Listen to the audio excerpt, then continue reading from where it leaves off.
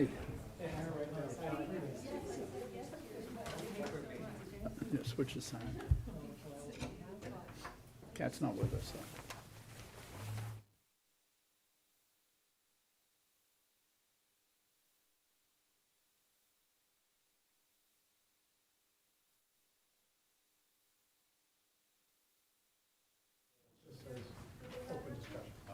The PLD one is, this one is, Really nice biking today, very great weather.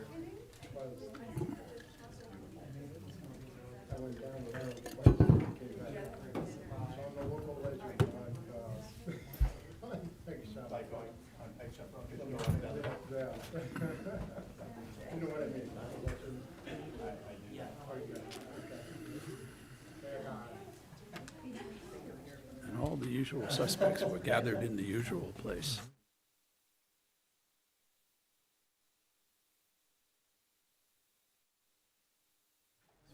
We must be live. I think I'm supposed to have two lights. I don't know. Let's go ahead and start. It's 5:32. All right, well, I'll just, Good evening. The hour of 5:30 having arrived, I call to order this special meeting of the Municipal Services, Facilities, and Infrastructure Committee. This meeting is being broadcast live on the City of Keene YouTube channel and channel 1302. Video is also streamed on the city's website We and can't is, hear you. No, his, and is on. Hello? That is better. For those that couldn't hear, I'll hit it again. The hour 5:32 has arrived, and I will call to order the special meeting of the Municipal Services, Facilities, and Infrastructure Committee. Meetings being broadcast live on the City of Keene YouTube channel and channel 1302. Video is also streamed on the city's website and is posted on the website by the end of the next business day, barring any technical difficulties. Copies of the printed agenda are available in the wall pockets as you enter the room. The public and other city councilors will be recognized to ask questions and make comments on the agenda as under discussion. After being recognized, all remarks are to be made through the chair.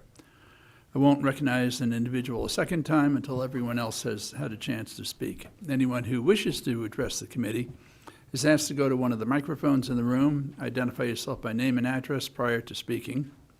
Our minute taker is participating remotely this evening.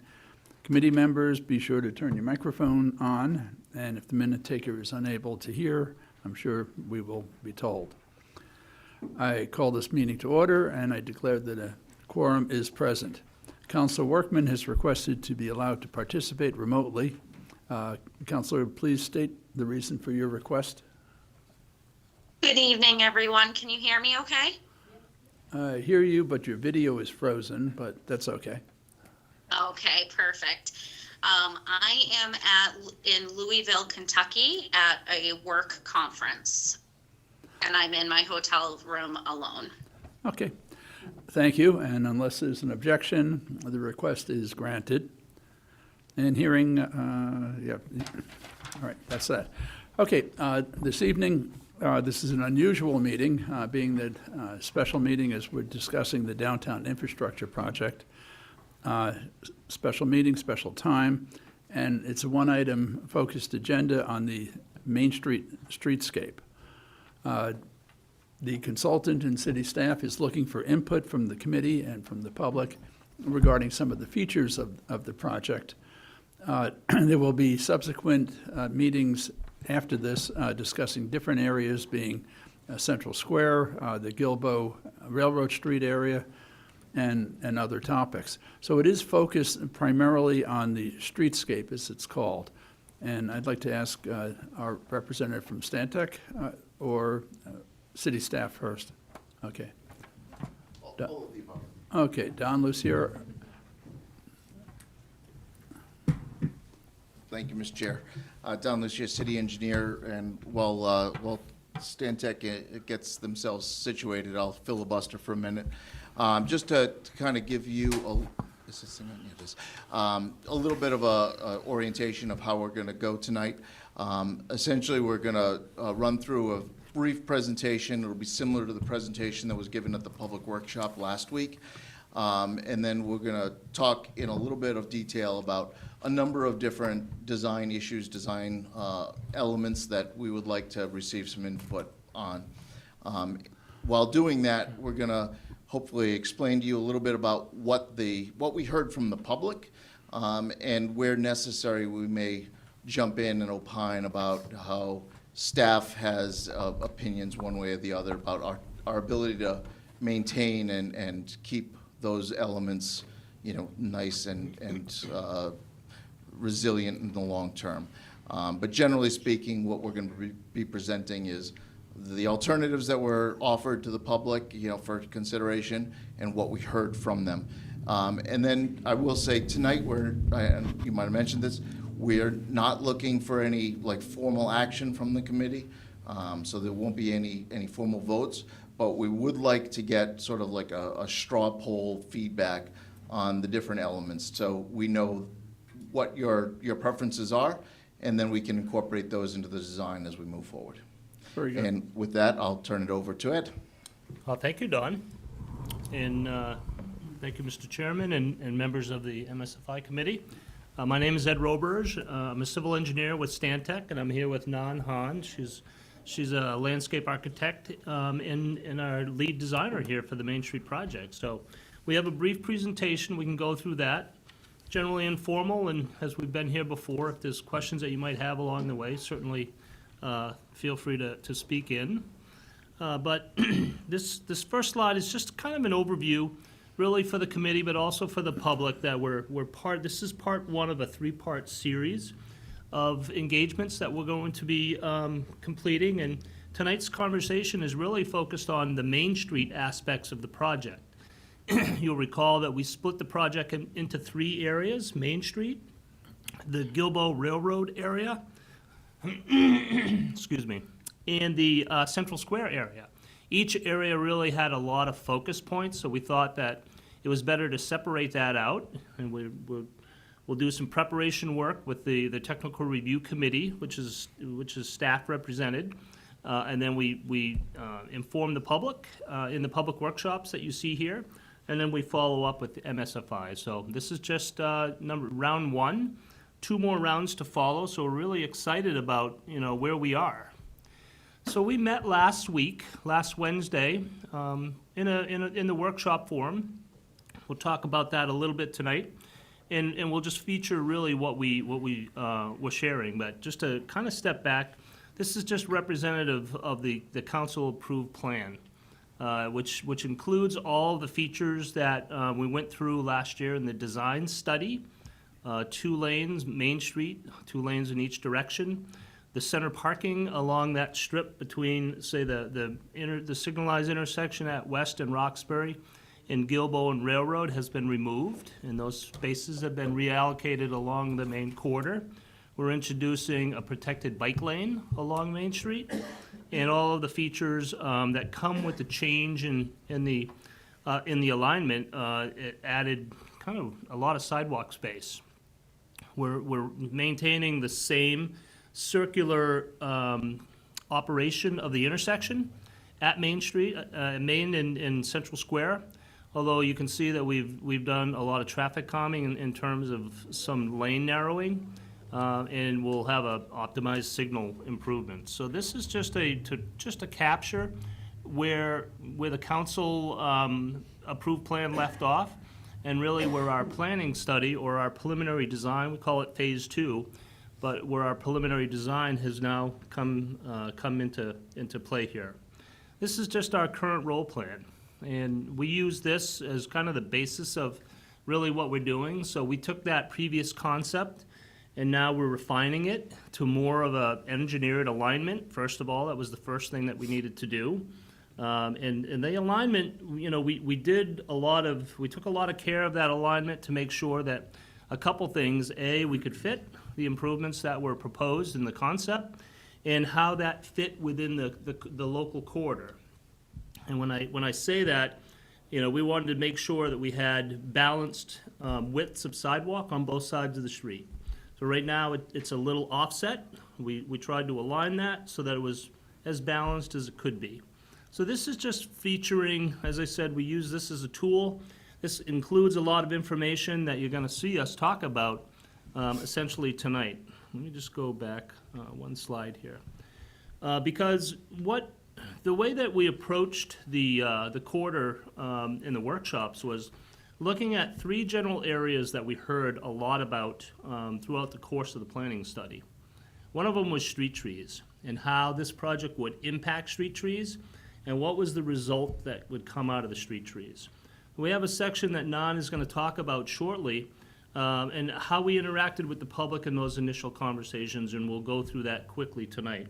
There's a lot of sheets that we have here. We'll go through them relatively quickly, and we can always come back if the council, if the members of the committee have any questions. But that was one of our focus areas. The second focus area is the streetscape itself and how that streetscape is going to look in the end. So we have a base design option that Nan will go through, and then we have several alternatives that we really would like to hear from the MSFI committee on what some of your, any of your questions, concerns, preferences, or dislikes that you might have to give us that direction. The third area that we had set up was a bike pedestrian, that interface component where the bike lanes are aligned, and how that interaction to be as safe as we could as possible. So we have some good details. We have details of intersection connections with bike lanes and pedestrians, and then we have some details on how we could treat or sign or pavement mark some of the awareness that folks would need to see there. So we'll go through some of those slides right now. So I'm going to hand it to Nan, and she can pick up on the tree assessment. Thanks, Ed. I hope everyone can hear me okay. I'm a little soft-spoken, but I'm going to try. So we worked with Bartlett tree experts back in summer of 2022 to do a tree assessment.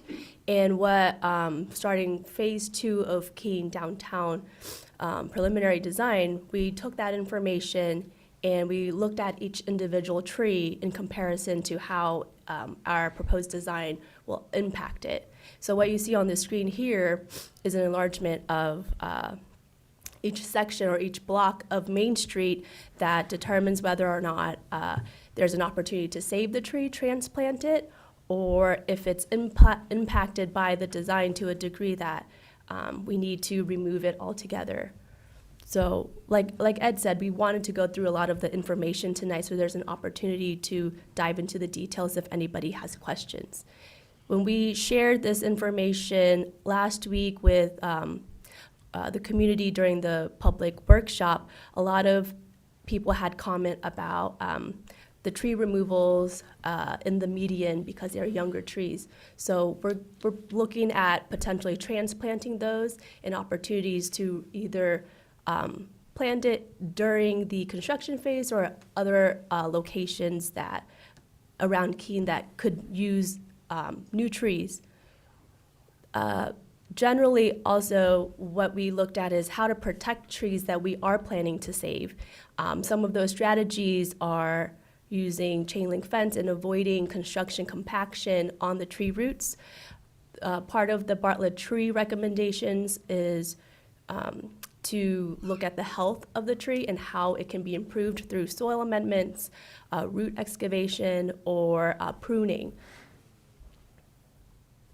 We also had a couple boards on recommended street trees for downtown.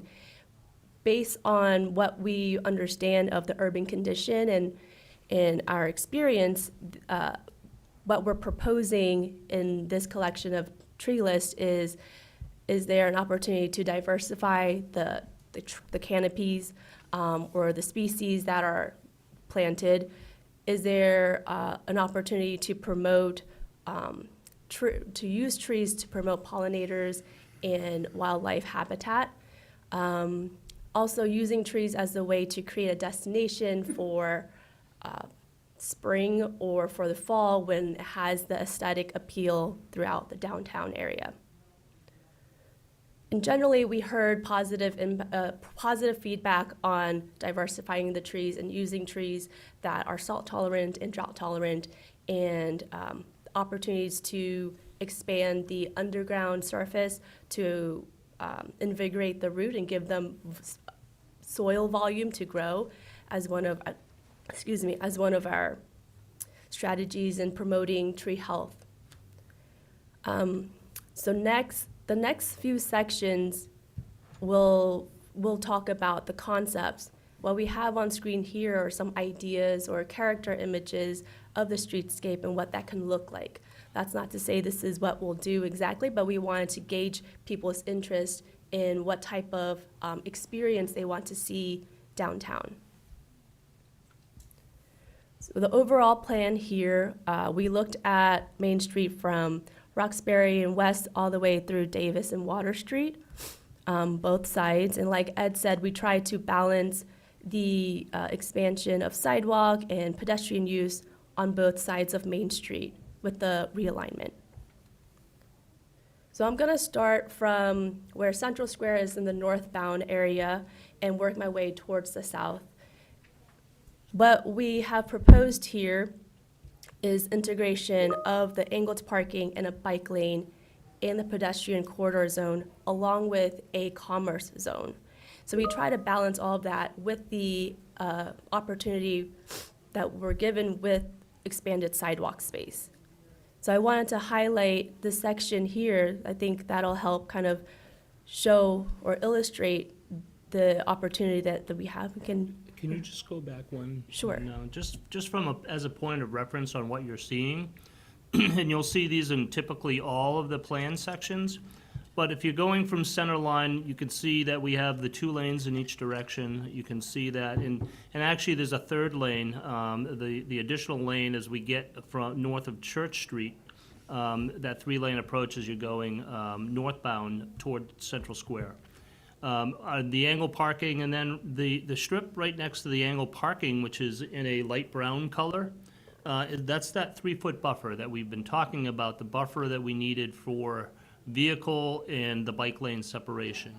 And then the greenish or bluish color is identified as the bike lane.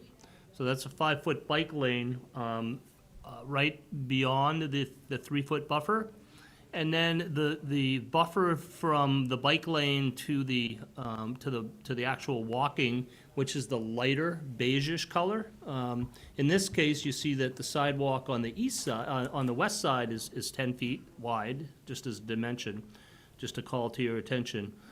That's the open space area, and then anything that's up against the building, we just referred that to flexible space. You know, that could be just continuation of sidewalk.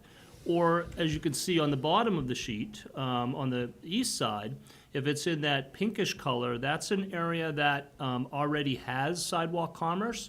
So any of those areas that the city has under a licensed agreement today, you would see that. So you can see one on the top of the sheet, one on the bottom of the sheet. We're just making sure that we identify the areas that are already there. So just outlining the space that's there, but it's all color-coded so that you can kind of follow along what is the usable space here. And all of those dimensions vary, this being the widest area in the north, and it'll get narrower in the south as Nan goes on. So thank you. Mm-hmm. So as Ed mentioned, we have this here northbound and southbound on the left side. We have about 10 feet of commerce zone, about 10 feet of pedestrian zone, and the dimension for the raised planter varies depending on where you are along Main Street, but we have tried to consistently have a buffer between the bike lane and the pedestrian area, as well as a 3-foot buffer for cars, and having people be able to have room to cross the bike lane, like a little space to look both ways before they cross.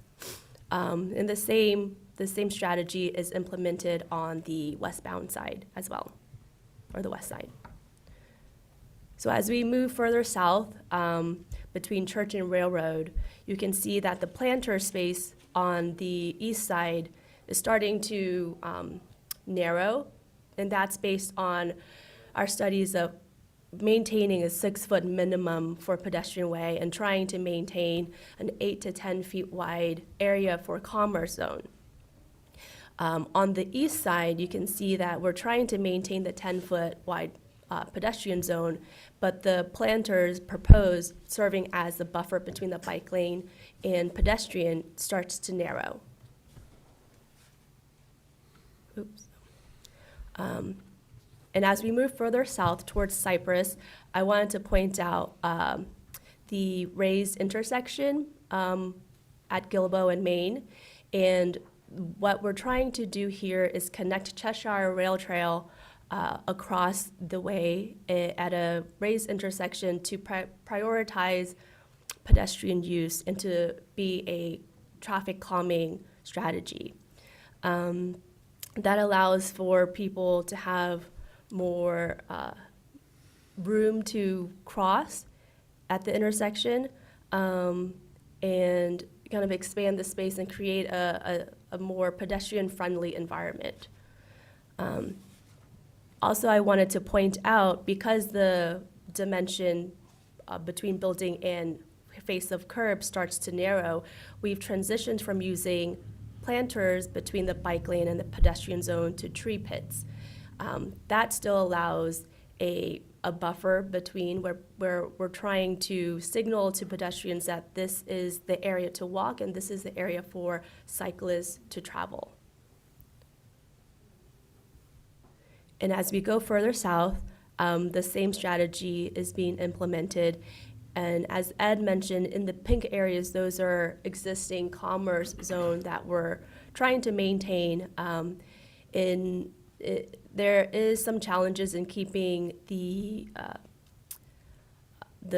current dimension. So our priority is maintaining that 6-foot wide pedestrian area. And where we're able to introduce back planters and maintain a larger growing area for trees and saving existing trees, we're looking at that opportunity as well.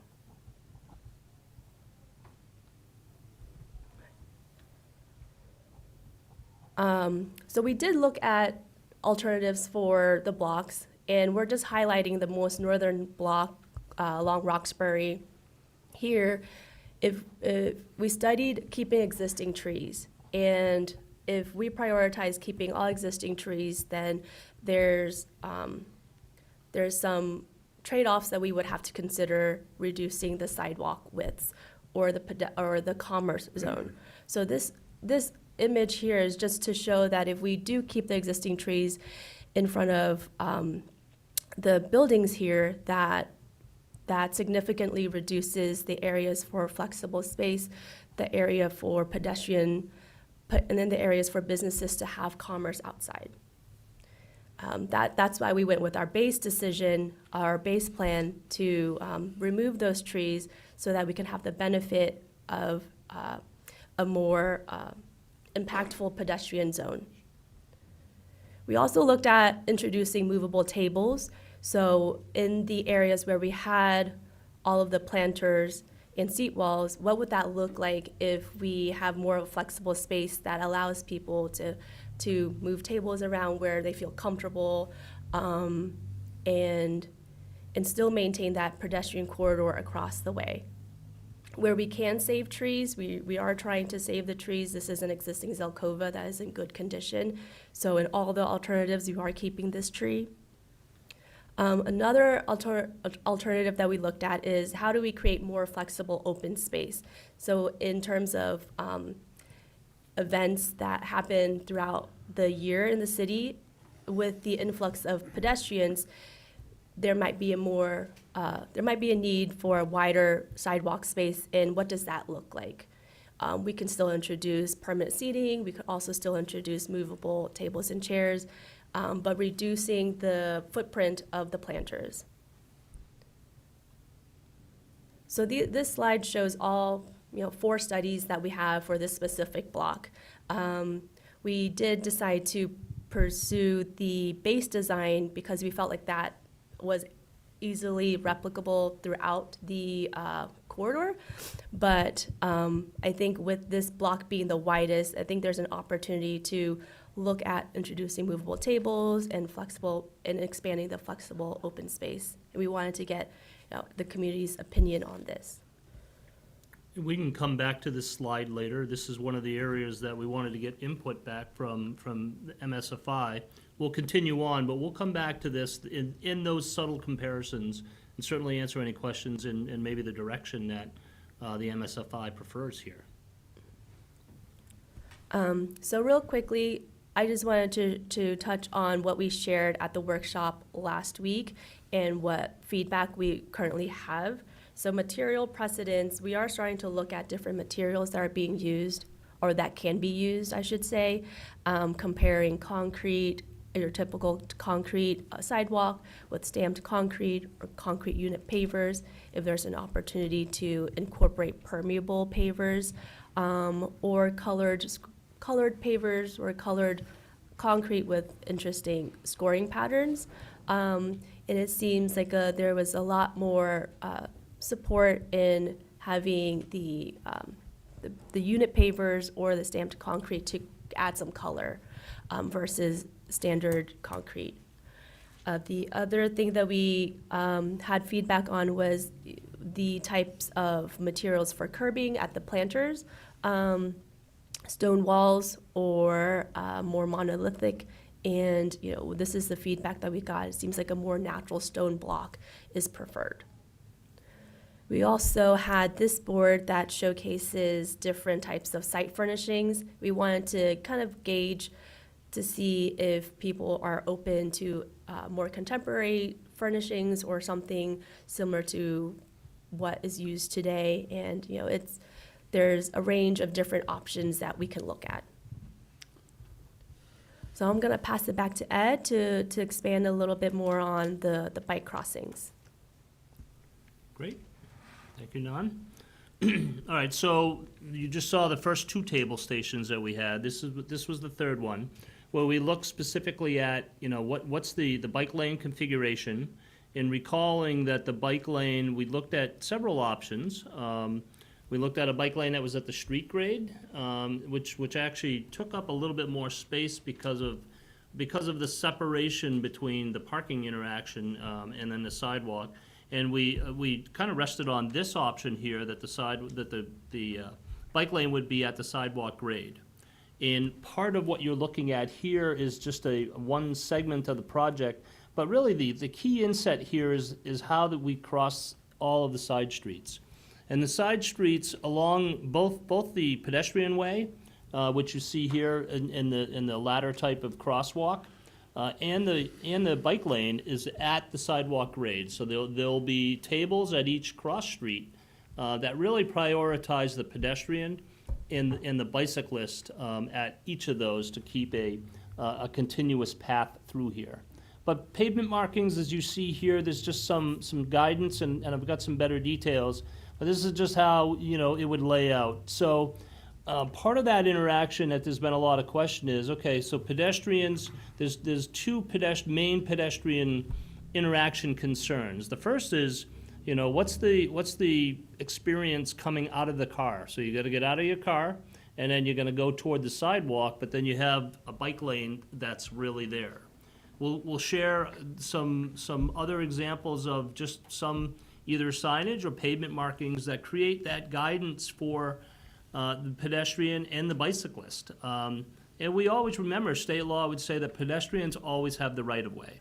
So bikes need to yield to pedestrians that may be crossing. We heard, is there a concern that there's a whole bunch of crossing locations for people to cross? Yeah, there are. But, and again, when you looked at the streetscape with some of the buffering in the planter areas, well, that limits that. So not to say that if there's 169 spaces of parking here, there's not necessarily 169 opportunities for an interaction, but there would be a number of interactions that would be here. And it would be common law and mainly common sense, where pedestrians would be making eye contact, bicyclists would be making eye contact because they're the ones responsible to be yielding. but we'll help that with some pavement markings. So that's the first interaction. The second interaction is really where we would have a crosswalk. And you can see that across the bike lane, right in this location, would be essentially a crosswalk. So the bikes would have advanced yield markings that they would need to, where we know that folks would be crossing at a crosswalk, if my cursor is pointing at one, that would be that path of interaction. So we would want to design to make sure that we're covered in that area. On the graphic on this side, this is really where Railroad Street is and the Cheshire Rail Trail. And when we get to a situation like this, we are showing a yield on the bike lane, but we start to think about these areas as mixing zones. And mixing zones are where pedestrians and bikes and other things might interact in the course of just being in the downtown. So there's some guidance. We've shown some pavement markings and maybe even some minor tick marks that would show a directional path for bikes and pedestrians. That's all part of that design area, but it's low speed, and it could be guidance. It could be, in this area, get off your bikes. Walk your bikes until you get to the next section. Or, what's the priority in and around this area? And a lot of communities just handle it a little bit differently. But I just wanted to, we would identify this area as an area that's different. It's a mixing zone, and we would provide the guidance. And again, rules of the road apply. Pedestrians always have the right-of-way. Bikes would need to yield. Vehicles need to yield to pedestrians and bicyclists if they're on a protected crosswalk location similar to this. So we had a decent conversation at the table, and I think part of the newness of this here in Keene would be good education and good communication on how exactly these would work. Technically, this is kind of the layout that we're looking at. Where, again, that's that crossing of the bike lane that you see here, the shark teeth yield marks that you would see both for vehicles, and in this case, for bicycles, yielding to a crosswalk that is here, that has priority over the bike lane to cross the street. Just happens to be here, coming from the pedestrian area. There's crossings, again, here's our tabled intersection, where our crosswalk for pedestrians is marked as very similar to the bicycle crossing. So all of this happens in this protected tabled area. That's just alerting vehicles that we have a special condition here, that pedestrians and bikes are really important here to us. These are just some actual installations, and you can see this is a good graphic that you can see the pedestrian path. It's a dedicated pedestrian path. You can see the buffer line. In this case, it's trees and it's lighting fixtures. There are some other things. There could be newspaper boxes. There could be benches. There could be anything within this setback realm. This to me looks like about a 3 or 4 foot. We're looking at something that might be a little bit more substantial to separate pedestrians from the bike lane. But then you can see the bike lane, and then you can see in this case it's parallel parking. But you can still see that 3-foot buffer that's buffering vehicles. And in this case, not necessarily vehicles hanging over, but doors opening. That's a condition that cyclists and motorists need to be aware of as well. Here's another way to yield to pedestrians. Here's a bus stop. And right at that bus stop is it's a major crossing right there. So there's a crosswalk once again in the bike lane. And here's pavement marking that says yield to pedestrians. So there's really good awareness. This is another one at an open location right here that has pedestrians crossing with a sign that says look. Make sure that you're just looking before you just walk across the bike lane. Again, just trying to create better awareness that there's activities here. The bike is already warned here to yield to folks, so it's really kind of rules of the road. You do the same thing really in your vehicle these days. So I think overall, in summary, these were just some of the notes that we picked up that we wanted to share. The bike crossing location, generally positive feedback with the raised crossings, the buffer, and the general layout. I think there was a preference that having the bike lanes at the sidewalk level really puts the opportunity to balance and maintain the right-of-way a lot better. There was concerns about the overall safety on the quarter, speed limits within the bike lane and safe walking. You know, those are some of the things that I just talked about and trying to identify that. Speed limits, you know, the advent of e-bikes is a ongoing conversation, not only here, but really everywhere. And I know I sat in on the manager's first committee meeting this morning, and there's a lot of good conversation about, you know, what sort of controls will Keene look at to kind of manage that, and the different types of bikes that are coming along. Same bullet below. There was interest in bike share facilities. You know, there's not a lot of bike facilities in downtown today. You see other communities, the blue bike systems, the green bike systems, the scooter uses. So that was brought up, and folks really wanted to hear about any potential for opportunities. And then, you know, there was good general discussion about the education component. And like anything, like when Keene introduced its new roundabouts really aren't new anymore, particularly to Keene, because you have a great success with them. But there was a strong public education component early on when implementing a number of those types of projects. You want to talk about the trees and the plantings? Sure. I think you can speak to that better than I can. As I mentioned in the beginning, there was discussion about prioritizing the relocation and transplanting of young trees that can be relocated. But in general, we got positive feedback on promoting native species, diversity, and a food source for pollinators and wildlife. There was positive feedback on using structural soil or soil cells to increase the soil volume to promote tree health. And as far as streetscape design goes, we did hear that wider pedestrian zone and a dedicated commerce space were positive additions, as well as utilizing natural stone blocks for seating. But there are concerns about removing the left turn pocket on Main Street and Emerald Street. And there was a desire to increase pervious surface where possible, increasing bicycle parking and raised walkways, including beyond Gilbo as a way to prioritize pedestrians. That's great. Again, just a reminder for all the folks that, you know, this three-step process is underway.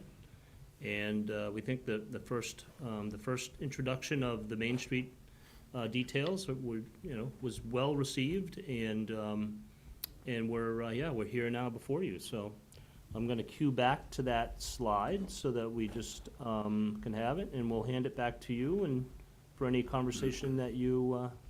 Oh, I'm sorry, I went too far. With the 4 options, yeah. Yeah, it was. I should have let you do it. 'Cause I was. There we go. Sorry. Okay. Thank you. Thank you. A lot of information.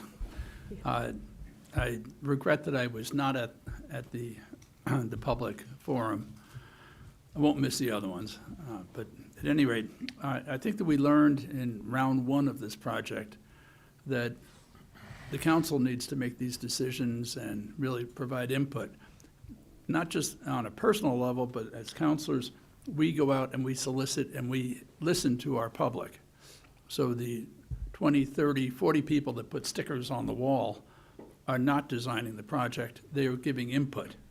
So if that makes sense, I hope I hope that we do continue to get a lot of input from counselors. Now I'll throw a couple of my own thoughts as chair. I like the idea of the bike lane at sidewalk level, so I'm glad that's in there.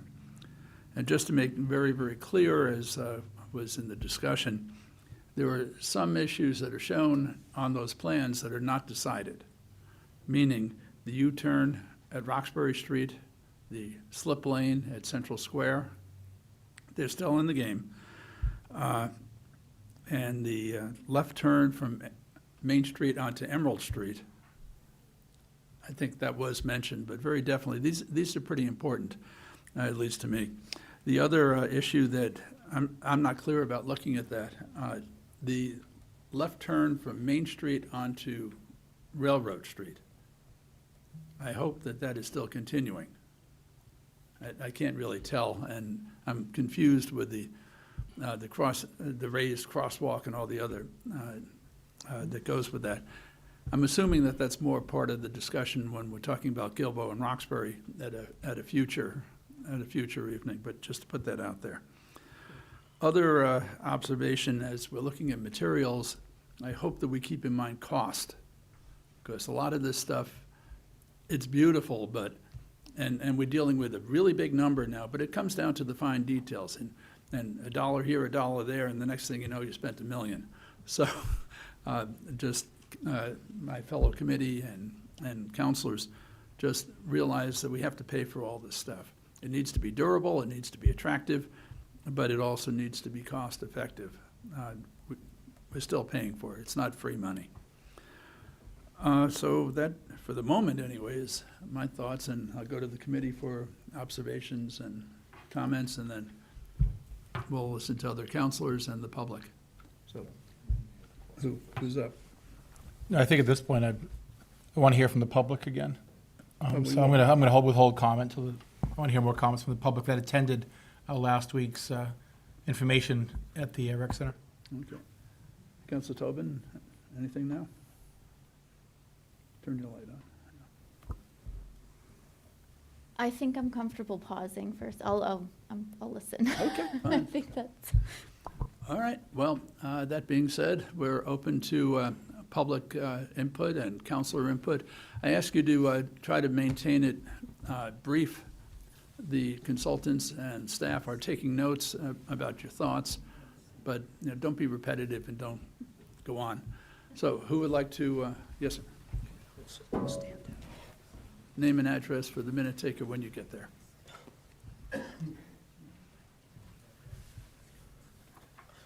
Does this work? As you wish. My name is Adam Delacroix. I live on 618 Court Street. I have a lot of little notes, and I'll try to be quick. I think this is a beautiful plan. There's a lot of really great things, and I'm very happy. I saw a lot of images of benches, and most of them didn't have this, but I know just one or two had various median-like armrests, which are commonly used to be hostile to the homeless. And I understand why. They're common and popular, but honestly, there aren't a lot of homeless people sleeping around on Main Street. I really don't think they're necessary, and they will dramatically hinder flexibility. And I also think it just sends the wrong image for how we feel about people. I saw that there were trees, in amongst the trees that were options, there were elms, and I'd love to see some elms end up back on Main Street. That's lovely. There were beige blocks in between some of the parking spaces that didn't have previously described things in them. I don't know if they were being set up for like presentery places like for the ice shows, but if so, I understand. If not, that could be a very beautiful place for bike parking. I'm very, very happy to see the raised crossings, especially on cross streets. That's one of my biggest panic points as a cyclist for wanting to use the bike lane. So that would make me feel a lot more comfortable personally. And I know there is an added cost to using things like colored concrete for bike lanes or the sidewalks, but that is only up front, and it will not need constant replacing like paint would, and it might save us money in the long term to consider those things now so that we don't have to spend more money every 2 years when snow removal removes all the paint we have. I think that's most of what I had. Thank you. Okay, thank you. Someone else?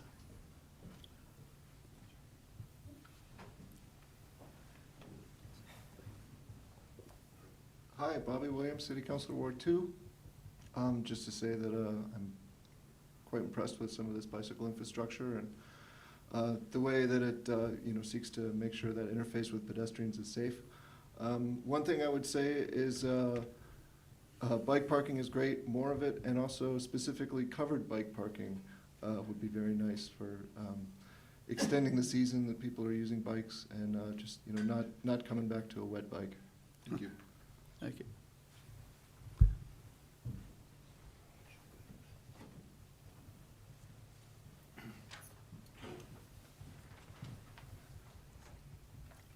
Hello, I'm Raleigh Ormerod, City Councilor, Ward 1.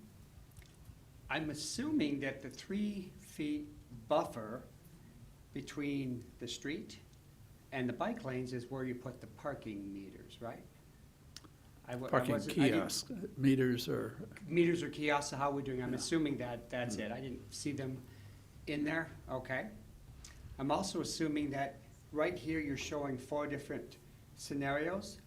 I'm assuming and hoping that they all contain the trees in the central median between the northbound and southbound. Even though you didn't show them at all, that would be a question, but I'm assuming that that's the case, and if not, I'd like to understand why. With all the trees, I think it's wonderful. The planter boxes, I think I heard, are gonna be part of the buffer, but I'm wondering if we're planning for the irrigation. Usually you see like a drip irrigation system there. When you have trees, especially new trees transplanting, there's something called a root watering system, which goes down into the soil, and you can remove those after the trees are established. It's really good, and you'll see much faster, 30, 40, 50% faster growth if you use a root watering system for those trees. Also, you won't lose as many on the transportation. As you're moving one for the others. So those are the things that I noticed on the streetscape, and I wanted to make sure that they were under consideration as we move forward. thank you. Someone, anyone? Yep, back corner.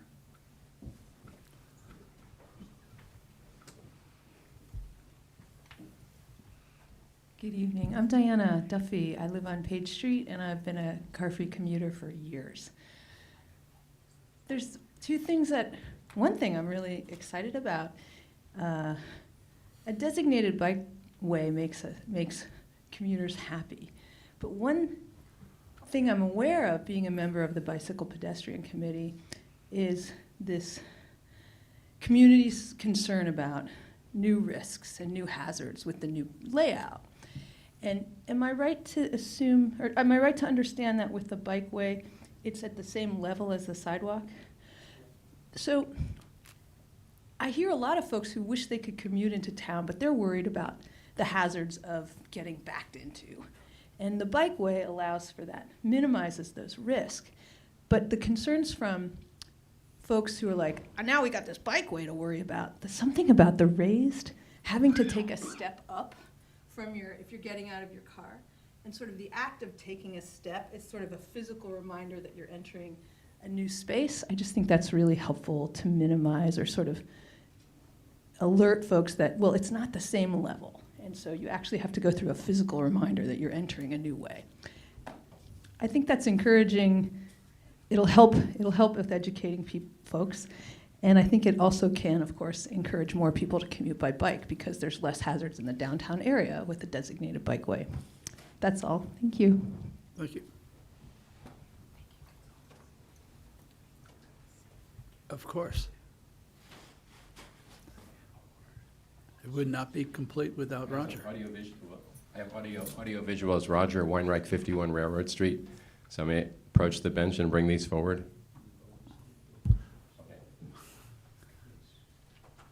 Bailiff. There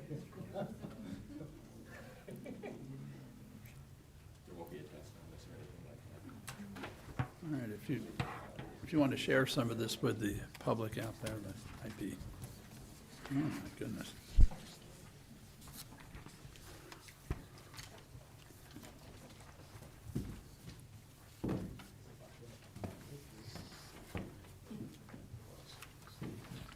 I'll hold it up for Kat. So I'd like to give voice to and be an advocate for the single lane concept. And I know some might say, oh, the ship has sailed, Roger, what are you talking about? We already voted on this. But we're still out a few years. Shovels are not in the ground. And, I personally, when I saw the single lane concept, I thought this is a piece of crap. I literally thought that until I did some more work and looked into it. Found out that I think it was maybe Stantec's favorite choice. Talking now to some design engineers around the country, it is the top choice for communities to scale back to one lane in each direction when they can do that, create more space. And a couple things about it, and the reason I think we ought to look at it is we're going to tear up the downtown, we're going to put it back into position like it looks or like it doesn't look, but this plan is the only one that makes us become an economic driver in the aftermath of it. So in other words, that's a picture of Lancaster, California when they did it. Those are numbers, and again, they don't apply to us. But the cities that are doing this are doing it for the simple reason that besides making the community more walkable and more pleasurable and more inviting to locals and residents and tourists, it creates vitality through economic growth, which increases tax base. So I'm a Keene resident, not interested in paying more taxes on my commercial and residential properties. I think this is a great way to increase our financial tax base, among other things. So I would really invite the council to, take a look at it again. We've got time. Don't just throw it right away. It works. Fire departments love it. If you go around the country where these things happen, apparatus get down the streets just fine. Traffic flows through. We've got the great benefit here of controlling signalization. We can clear streets out for our apparatus to come through. So there you go. And again, I'm just going to hold this up for folks here. This is just a rough sketch of what it looks like, but we create more green space, more walkability, more trees, more parking downtown, the ability to have events right down the center median, a calmer traffic flow, and like I said, increased housing, business opportunities for development. Thanks. Thank you for your presentation, but I think I have to agree with your comment about the ship having sailed. There were two decisions that came out of last season. One was the bike lane and the other is the 2 lanes. And unless there is a strong vote out of council to change that,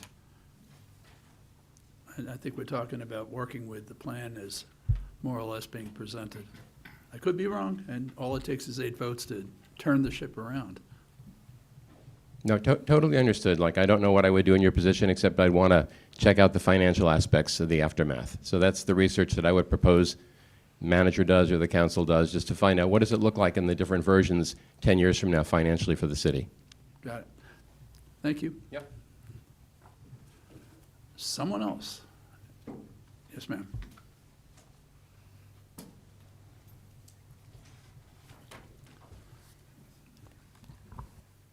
Is this on? Okay, it's on now. My name is Nancy Aim it at you. Ancharsky. Aim it right at you. Okay, my name is Nancy Ancharsky. I live at 60 School Street here in Keene.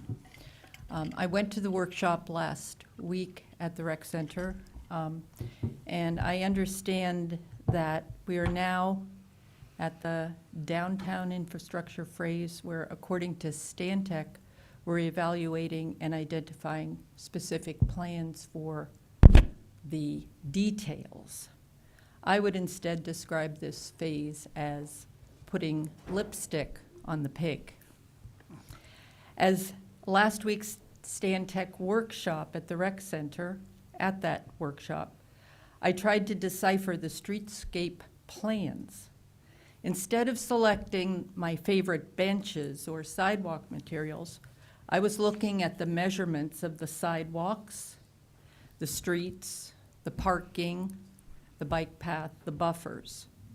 I was surprised to see one important component of the proposed streetscape that has not been talked about very much or evaluated thoroughly: the median. I knew that the parking would be removed, but I never realized that all of the trees would be removed. I knew that there would be changes, but I never understood that the entire median was being moved. This change to the location of the median requires extensive and expensive changes that do not appear to be necessary. The change will extend the time of the project and will negatively impact the downtown businesses. This change to the location of the median requires unnecessary removal of many, many trees. So before we talk about curbing and street lights and all those other streetscape details, I would like this committee, the entire city council, and the new mayor to ask Stantec why the median needs to be moved, and maybe ask the Stantec team if they ever considered keeping the median where it is, removing the parking, and adding a central bike path in the current median footprint with all of the healthy, mature trees being conserved. Perhaps this would eliminate building a potentially unsafe multimodal lane that impinges on current sidewalks, plantings, outdoor locations for dining, and removes even more trees. Also, before you decide on the details of putting lipstick on the pig, I think the taxpayers of Keene deserve an itemized account of the major portions of this entire $16 million project. At this point, I think that Stantec should be able to report an estimated cost of the following items: the fees paid to Stantec, the utility infrastructure, all that underground work, the Main Street improvements broken into specific elements that we're talking about right now, Central Square traffic and roadway improvements, Central Square other improvements, again, those specific elements, the Gilboa Avenue and Railroad Square raised crosswalks. I think the public deserves to know what each and every piece will cost. The city of Keene has developed an inspiring and strong mission statement and value statement that all of us can read on the website. One of the values is to obtain public input to measure citizens' satisfaction and to determine community values and spending priorities. The city of Keene needs to put this value into action. They did it when they listened to Save the Square. Now the city needs to really listen to even more of its citizens to determine the scope and the spending for this very important and very visible project in an already beautiful space that belongs to all of us. Don't Thank leave. you. 1 second, one moment. Very, very well presented. I thank you for your comments and your style of presentation. I can't imagine that staff or Stantec was able to get all that down. Could you share that? I have it. I You sort of want thought. each have a copy? I don't need it, but they need it. That would make a lot of sense to me. Yeah, fine. Because at our next meeting, we will be getting answers to some of these. I didn't know you were that prepared. Excellent.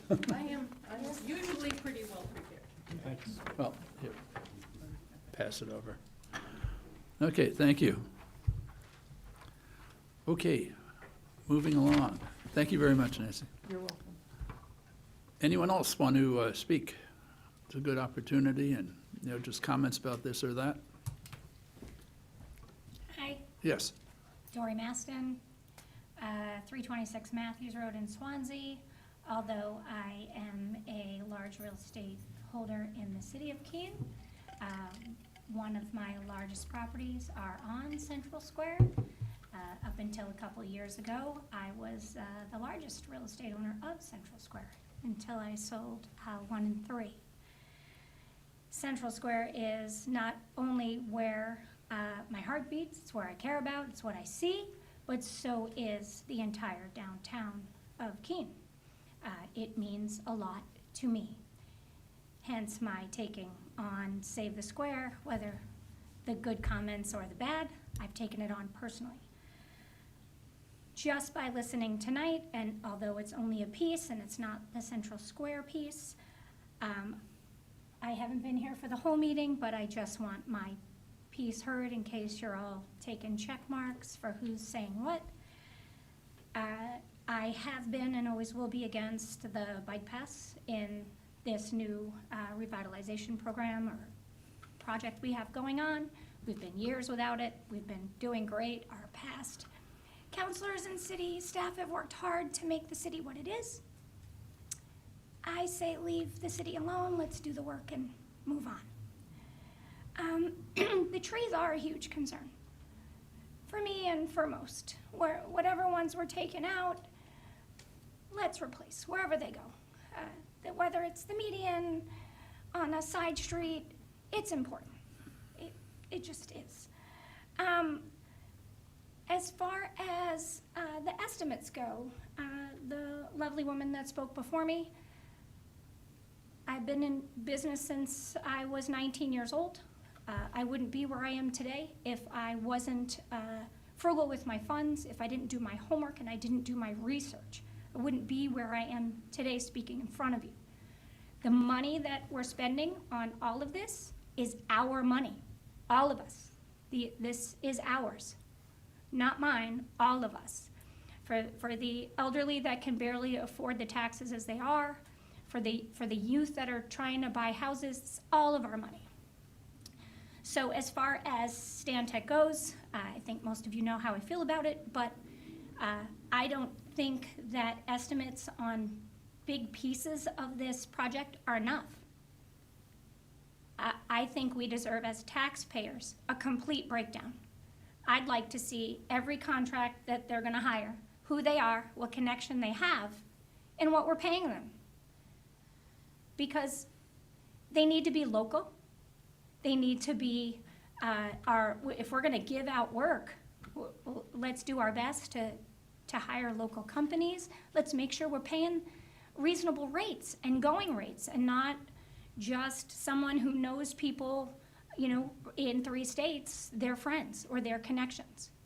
Granted, we don't have a lot of companies that can take on the size of the projects that we are, but I'm still sure there are a few, if they're not local, within this state and support them. So I ask that not only do we get estimates in the major parts, but we get more detailed estimates so we know where our money's going, and I don't think that's a lot to ask. Thank you. Thank you. Yep.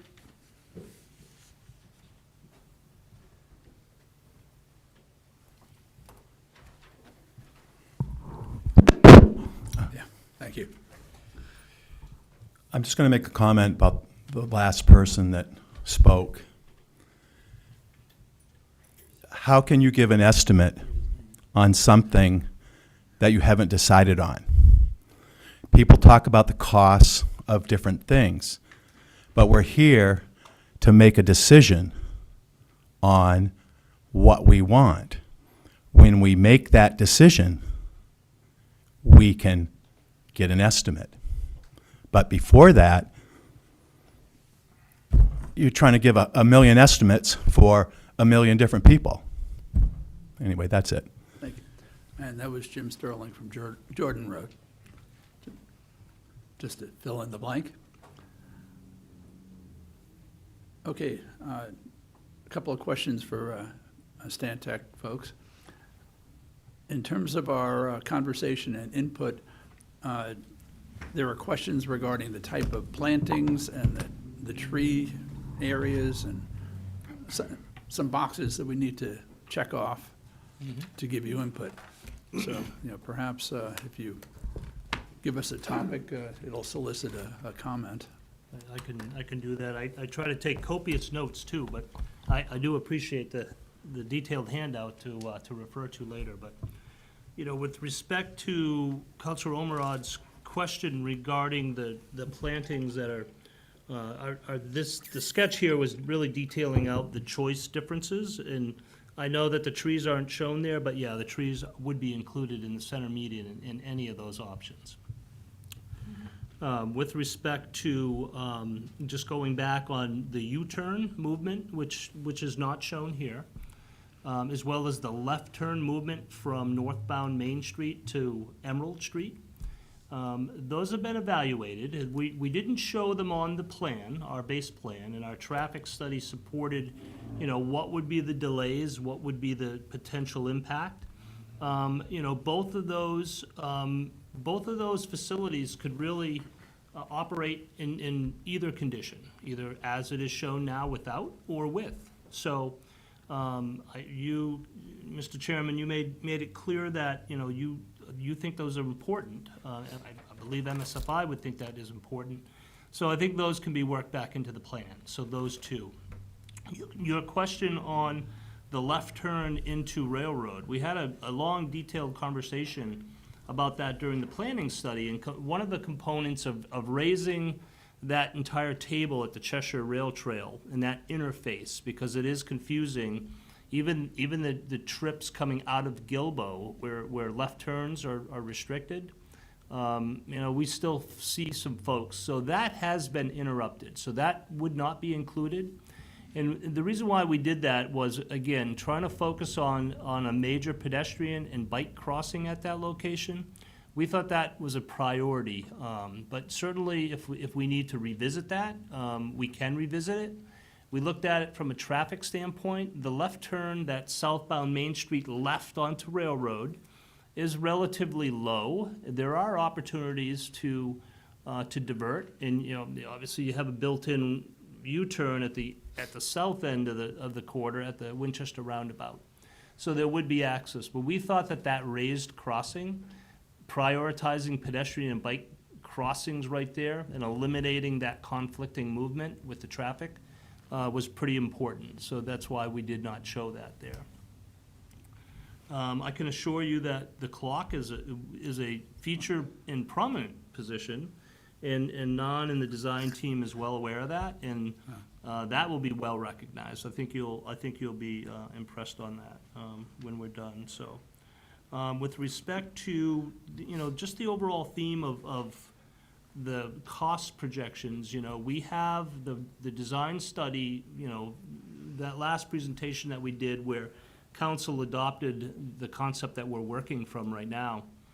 That cost estimate was at about $14.9 million, which was inclusive of really what we're talking about and what we're showing right here. So that is our cost estimate, and as we pin down some of these alternatives and some of these choices, I think we can refine that. I think we want to get through the Main Street component. We want to get through the Gilbo Railroad Square, that whole intersection and that conversation.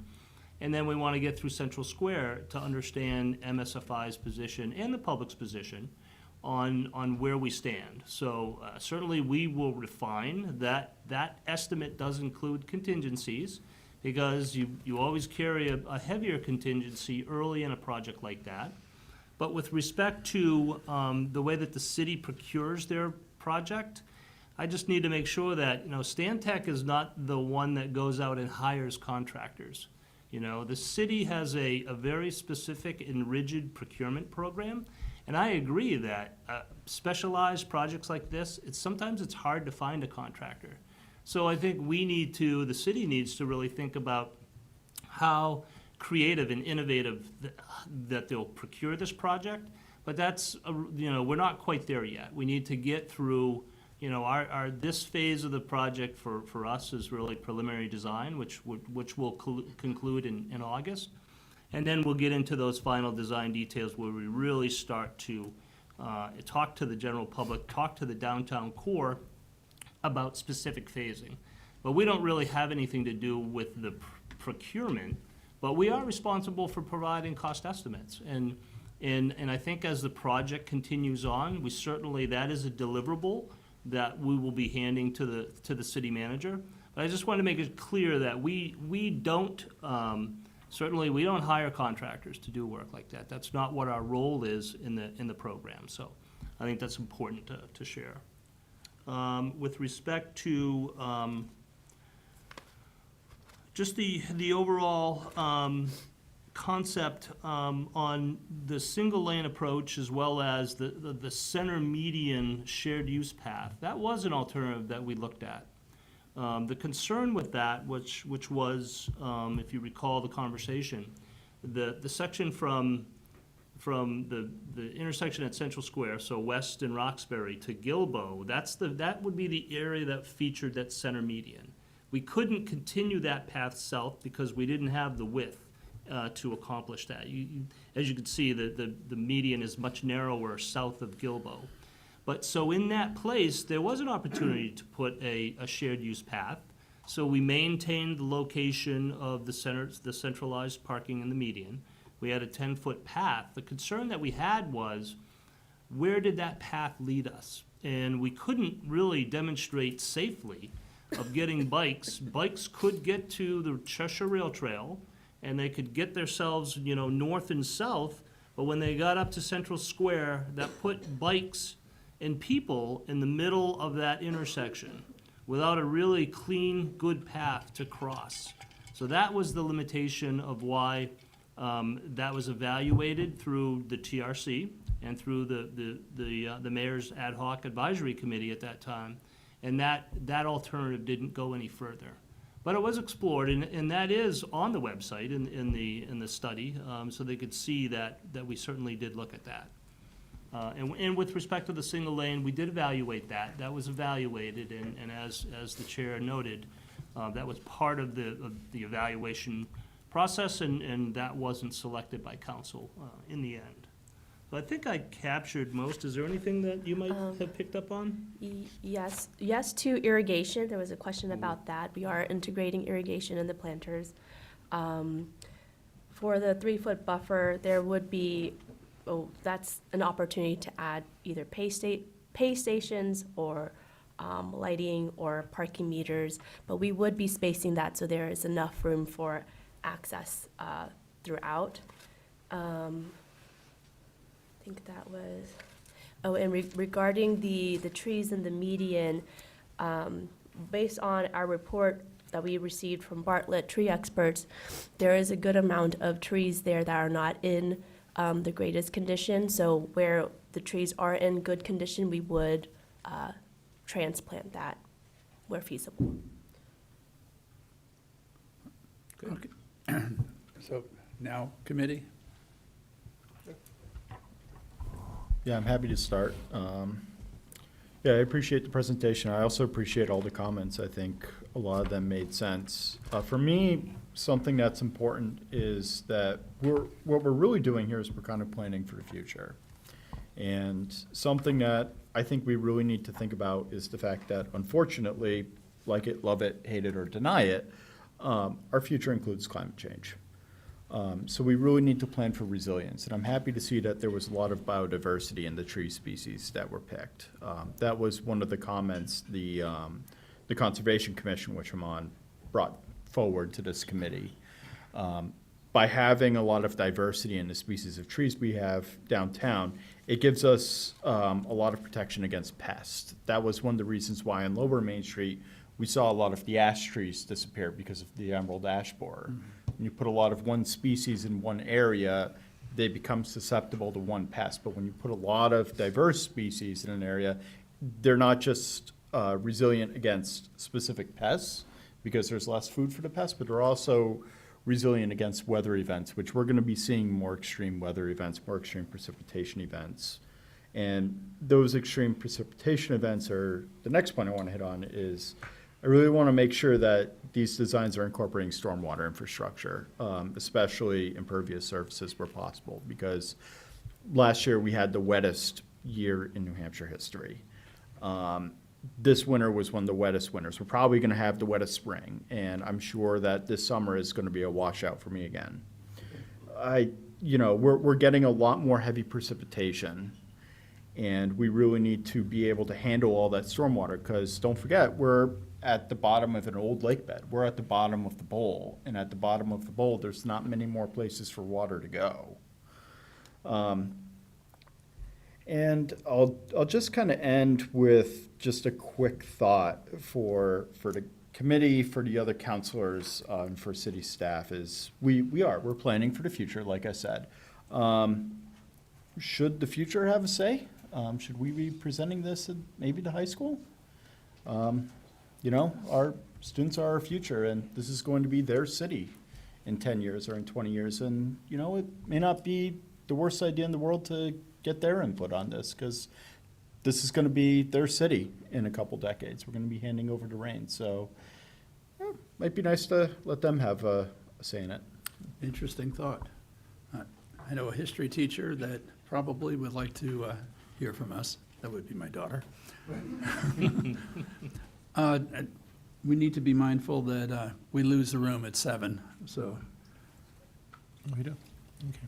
or Will there be any more public comment? I didn't hear you announce. this evening, we lose the room at 7, so we'll see what these two have to say, and then I'll use up our time. Thank you for doing the presentation at the rec center. They were pretty well attended. You know, agree or disagree, and I think my feelings are known about the bike lanes downtown, but a majority of the council have decided to go in that direction, so that is what it is. With that said, and I know we had a conversation at the rec center, once you get south of, say, the fireworks restaurant, you know, part of the whole redevelopment of downtown here is to be a more walkable city, have more space, have more outdoor seating, more rooms for tables and for the restaurants. But once you get south of the fireworks restaurant, where the streetscape narrows, the sidewalks narrow, I'm still concerned that with the bike lanes down there, it literally, in some cases, eliminates the chance of outdoor seating for some restaurants. So I just want that to be noted, that we need to take a look at that, because we want a walkable city, we want wider places for people to walk, we want wider places for people to eat, but it narrows down significantly, so there's going to be some businesses down there that'll be very limited with a chance of having outdoor seating. The other issue that I know we discussed, and we discussed with other citizens at the rec center, was, as the chairman has stated also, is the area to be able to reverse direction from north to south before you get into the common. And as we'll see it upcoming, which we didn't show today, going around Central Square, the street's going to be much narrower. Sidewalks are going to come out. There's going to be less lanes going around the common. Without that reverse lane, it is my concern that we're going to be putting too much traffic into the common and defeating the whole purpose of spending the monies that it's going to take to have traffic flow more freely. I think it's important that we keep that slip lane there. Now, the reverse lane from north to south, instead of putting all those cars into the common. With that said, I know there was a couple of concerns that that reverse lane, when the lights change, sometimes it backs up because the lights change at the same time. I think that's a simple fix, especially with the new computerized lighting that's going in, to possibly have a 10-second delay with traffic going south, so the traffic reversing lanes from north to south have a chance to clear the lane instead of backing up. I think that'd be a simple fix, and it could just be put into the computerized lighting. So I think that reverse, it's a simple fix. It won't even add to the cost. It'll just actually move a little bit of curbing, maybe a couple of car lengths. So I think we need to take a look at that, and we need to take a look at also, as you're coming north on Main Street, right now we have the slip lane into Emerald Street, which is about a 2-car length, and I know you and I spoke about that also last week, that also would not add any cost to it by adding at least a 2-car slip lane so they can continue to go down Emerald Street and once again reduce traffic to those coming north into the common. We want traffic to flow more smoothly and not bottle up downtown. So I think those are 2 easy fixes without adding cost. Thank you. Oh, thank you. Yes, Counselor. Thank you. And Counselor Workman, get ready. Yeah. Just a quick couple of comments. First of all, I heard a lot of support for the raised sidewalks, so I think that's just kind of worth noting. The tree irrigation, that would be a concern of mine as well. Some of the plans, it looked like, I understand vaguely the concept of the tree buckets, but it would, to me, I would be interested in how that ecosystem, kind of that mini ecosystem functions. And I think that I did hear there was, these were drought-resistant trees, but I would agree that this area would probably be just as likely to struggle with a flood. As far as the the slip lanes, just one quick comment. If that were the route that, if that option were added, that is one of the things that does make the biking and walking challenging. So I do think that is kind of worth noting, that if we are adding sidewalks, bike lanes, some of those decisions would make it more difficult for those people to actually commute. Another quick comment about the benches. I did actually, someone mentioned hostile architecture.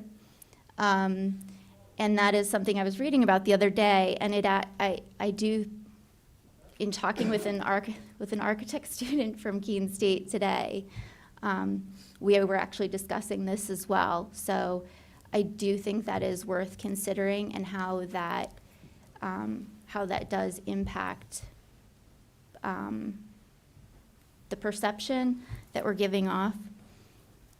As far as you had made a comment about making eye contact, that is kind of the system, that pedestrians make eye contact with the drivers. I have heard this from a lot of people. It's actually very difficult to see into another car's window.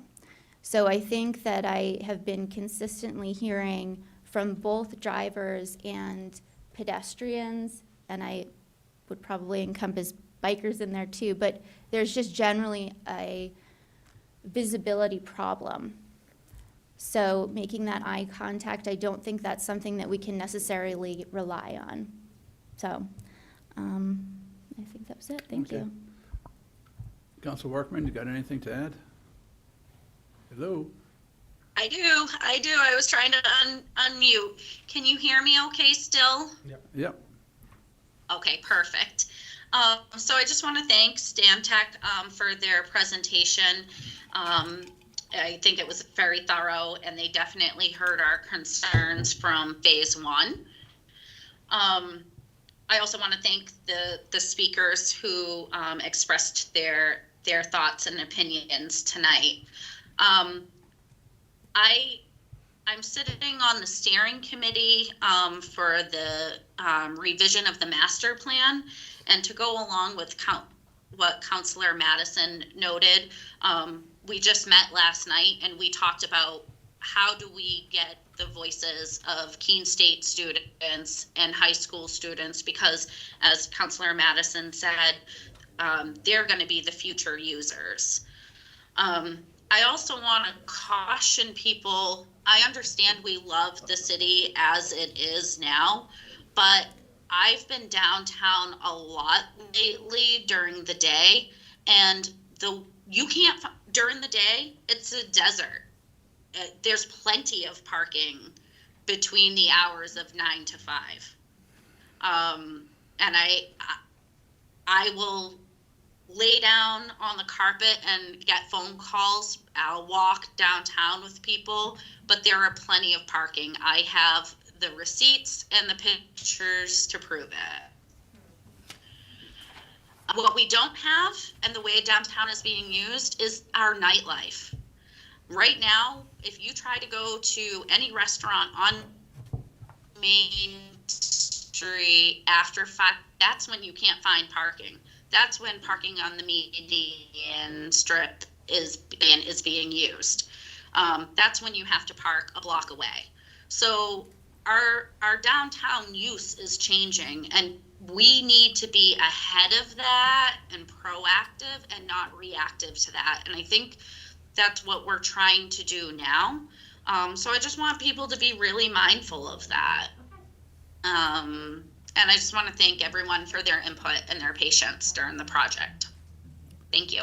Okay, thank you for your thoughts. I'm looking forward to a future when there's vibrant retail downtown also, not just nightlife. When we're planning for the future, let's plan optimistically that one business brings customers that go and shop and not just eat and drink at night. Very, very optimistic as this is all going through. We are very, very close to as I said, losing the room. PLD's got a long agenda, and they have to set up. So Connie, can you say whatever you wanted to say in 30 seconds or less? No. I know. Well, Thank you. well, you could come into, come, I'm sorry. 30 seconds. this certainly is not the public's last input in the couple project. Hi, I'm Connie Joyce. I live at 81 Grant Street. How many feet from my car with a wheelchair is it going to take me to get into a storefront? How many feet?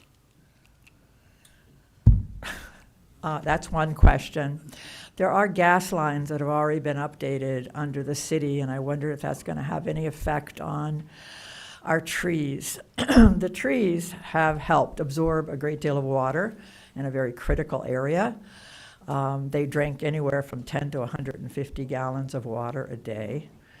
I think the safety issues of the bike lanes is really critical, especially since we have such an aging population. I think you're going to make the safety of the bike lane downtown really terrific. The problem is getting downtown.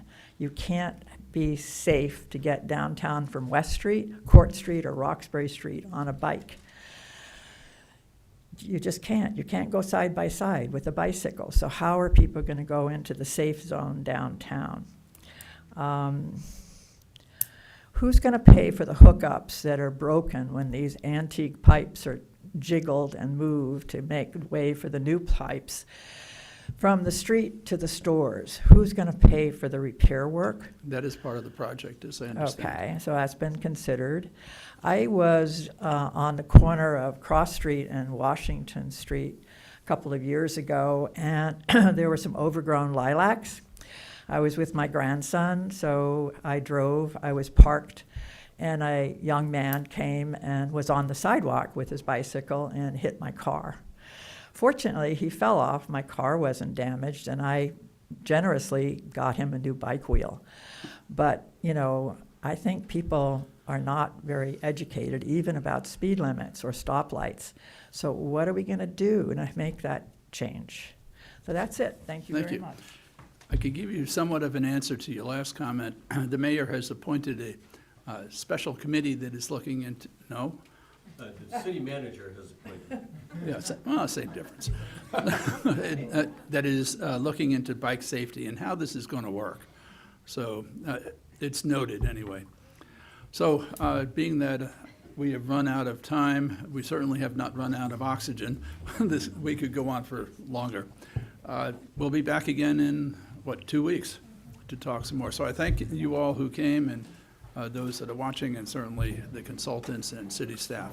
And with that, MSFI is adjourned.